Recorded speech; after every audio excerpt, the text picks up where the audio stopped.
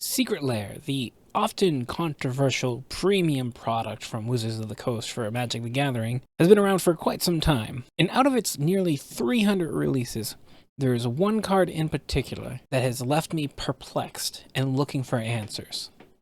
And that card is this: Homeward Path number 1851 from the 20 Ways to Win deck. Before we get into it, I want to step back and explain a little bit more about Secret Lair to contextualize why this card is confusing to me. So if you're not aware, Secret Lair launched in December of 2019. It was met with mixed reception from the consumers. However, it must have been successful because they've kept it going all these years. Now, when it started, they made the promise that these cards would be only available for a limited time. Once that time ran out, they would never be reprinted. Additionally, they would never release mechanically unique cards in the Secret Lair drops. Secret Lair, where the rules don't matter and the numbers are made up as they go. Fast forwarding a little bit to November of 2021, they launch their first Secret Lair Commander deck, Heads I Win, Tails You Lose. This was a little bit of a departure from the previous sets because it was a full deck. However, there were still only a handful of unique cards in this set. Outside of these 5 unique prints for that deck, the entire rest of the deck was reprinted from old cards, featuring the Planeswalker stamp found in list cards and the mystery boosters. Going forward almost 2 years, they come out with their next Secret Lair deck. Angels. They're just like us, but cooler and with wings. Now, like the previous one, there were only a handful of unique art prints in this set, while the rest were reprints of old cards. What's different about this one, however, is there were 5 cards that, even though they used old art, were still given a Secret Lair collector's number. Until I was working on this video, I didn't even realize why that was. I always thought it was weird that old prints were given Secret Lair numbers. These were the first time these particular cards had ever been printed with foil. So because it did not match up with any previously printed cards, their internal rules means it has to get a Secret Lair number.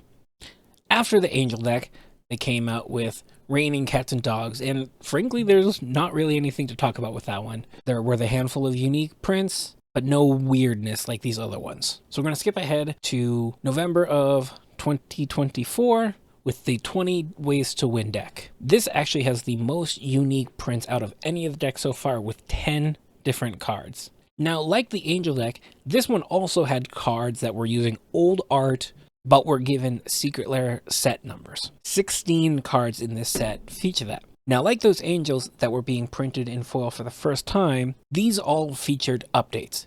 For example, Crib Swap was previously a tribal instant, but with the internal change to Kindred instant instead, this was reprinted to show that difference. Outside of that, the rest are plain enchantments. However, they feature the recent change from Foundations, which all enchantments now have the constellation border that was previously only on enchantment creatures. So once again, rather than reprint cards that didn't match the new style, they made new versions of them. Where this all gets really odd to me is if we go back to the Angel deck, they actually featured a reprint of the new Phyrexia version of Shattered Angel. This was printed before Phyrexian was even a creature type, which was added in 2021.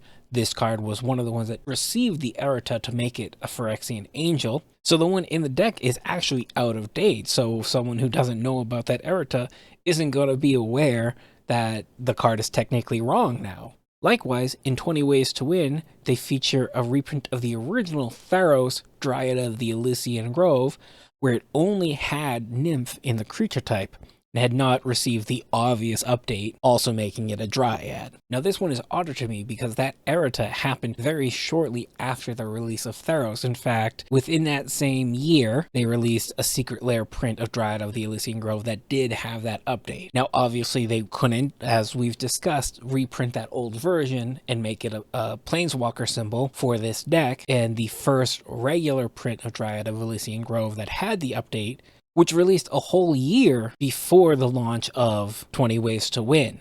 In both of these cases, Shattered Angel and Dryad of the Elysian Grove, because of the timelines, it could just be that they couldn't get things together and get the updated version reprinted for those decks. But why not do a new version when you're already doing it with these other cards? And now we get to the meat of the matter. Homeward Path. This Homeward Path is an odd case because if you look at any of the advertisements for the Secret Lair deck, the 20 Ways to Win, they don't put any special focus. They don't treat it like it's a unique print, like, say, Go Shintai of Life's Origin. It's actually included in the reprints like Crib Swap and Ghostly Prison. So that leaves me with the question, if they are treating it like a non-unique art reprint, even though it is a unique print that debuted in Secret Lair, will this card be reprinted? I actually reached out to the Secret Lair support team and I received essentially nothing.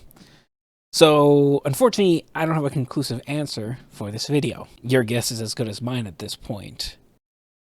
If I had to guess, I would say we probably are going to see that Homeward Path reprinted in a future set. Honestly, it's a little disappointing because I do like the idea of Secret Lair actually being something unique, and if it has a Secret Lair number and it's a new art, it should stay in Secret Lair, but I guess they look at it as no different than those angels. But let me know what you think. Do you think it should stay exclusive? Am I just making a big deal out of nothing? I don't know. You tell me. Thanks for watching.